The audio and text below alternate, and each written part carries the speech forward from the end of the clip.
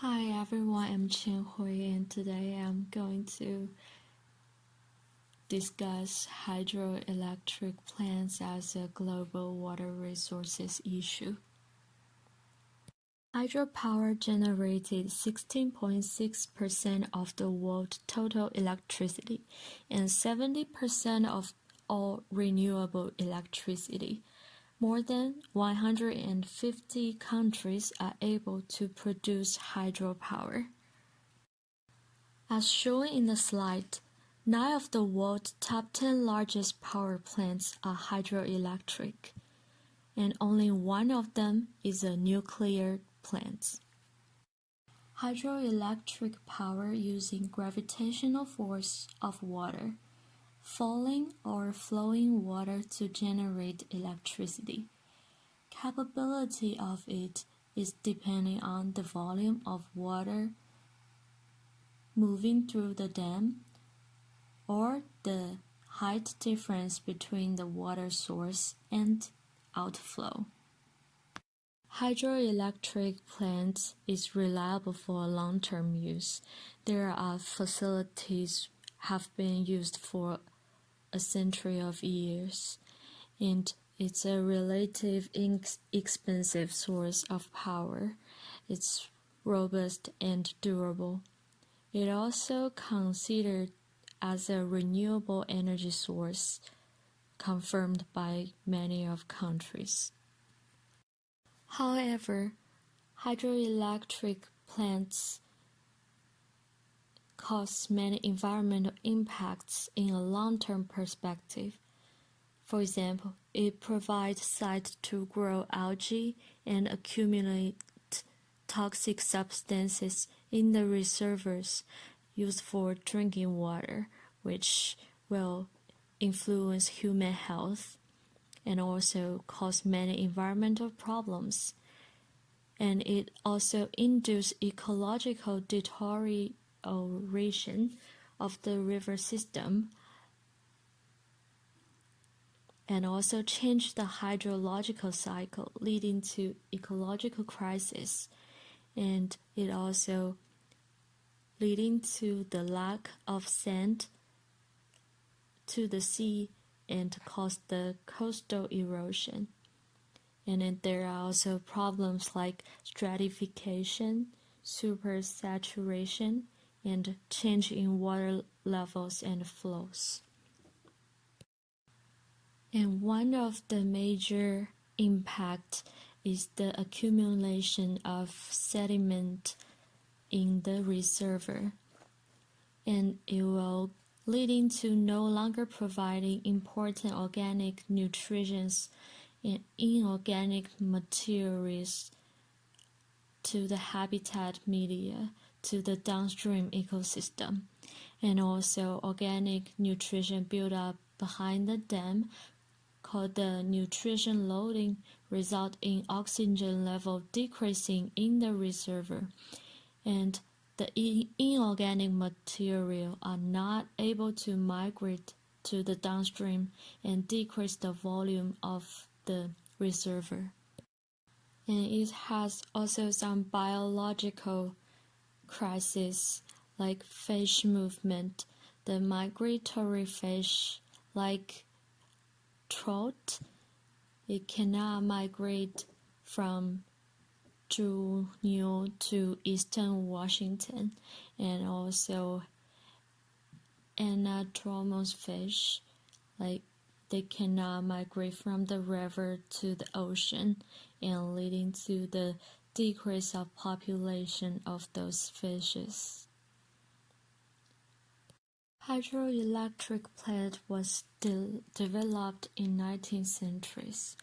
In 1882, the world's first hydroelectric power plant began operating in the United States along the Fox River in Wisconsin, and it rapidly grew in 19th century in European countries. For example, in Spain, the number of reservoirs grew at the rate of more than 4 per year between 19th century and 1950. before almost doubling and reaching 741 units by 1975, and by 1990 this figure had more than doubled again, and today there are 1,172 large dams in Spain. The total number in Europe is now growing very slowly as the suitable sites become fewer and the environmental concern become greater. And this slide shows the countries produce the most hydroelectric power in the world. China, Brazil, Canada are the countries with the most capability for the power, due to they have large volume and longest rivers in the world. The United Kingdom established a lot of hydroelectric plants in 19th century and last century, but nowadays they have a tricky limit in the application of hydro power scheme. The people who apply for the scheme must have the abstraction license, which one want to take water from a river or water courses, and a impoundment license, which allow them to build a dam to hold back flow of the water and to change the structure of water, natural water source, and also fish pass approval, which the people have to show the fish passes in the scheme, and also an environmental permit for flood risk activity.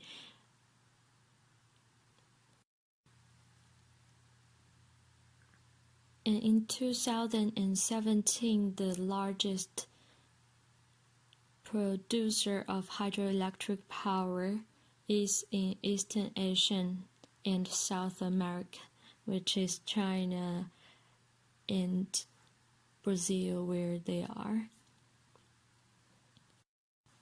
In 2004, the International Conference for Renewable Energies in Germany brought together officials and other delegates from 154 countries, including Australia, Canada, China, Denmark, France, Italy, and Japan, and they agreed that the renewable energy include solar, wind, hydropower, and biomasses, and the geothermal. In November 2017, the U.S. Energy Policy Act was amended to recognize all forms of hydropower as renewable energy source. The amendment stems from the Hydropower Policy Modernization Act of 2017, adopted by the United Houses of Representatives. And the Hydropower Regulation Efficiency Act in 2013, which amends the Public Utility Regulation Policy Act of 1978 to increase from 5,000 to 10,000 kilowatts the size of the small hydroelectric power project, which the Federal Energy Regulation Commission may exempt from its license requirements, which allow more small, private industries, companies could set up their own small hydroelectric plants. The advantages of small hydroelectric projects are Compared with the burning fossil fuels, the impact of hydroelectric power is relatively smaller, and the small hydro projects can take advantage of existing water flows or infrastructure in local area, and specialized water intakes and turbines can help make sure water released from a dam is better aerated to address the problem of low dissolved oxygen, and also the dams can be planned more strategically to allow fish passages. For example, while water flows at existing dam can be calibrated to give ecosystem more recovery time from flooding cycles. And there are also disadvantages for the small hydroelectric projects. It reduces the local biodiversity for both of the plants and fish species and also animal species, and the high cost of construction and demolition for the facilities, and the lack of water in downstream area. Although there are many short-term benefits of the hydroelectric plants, like it have relative smaller amount of pollution than the fossil fuels, and they are inexpensive source of power by the gravitational force of water, and it also considered to be a renewable resource. However, in a long-term perspective, it has really bad impact to the environment.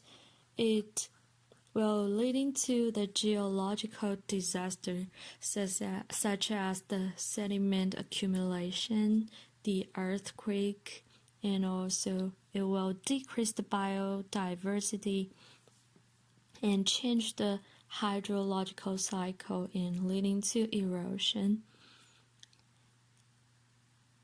And I hope all the developing countries could learn from the experience of the European countries and to have more concern about the environmental sustainability. And the countries should tear down dams that are no longer functioning or needed around the world, and restoring more natural rivers for the future lives.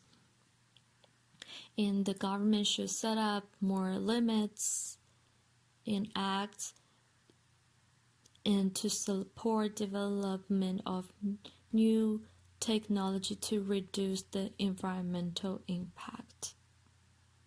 That's all. Thank you.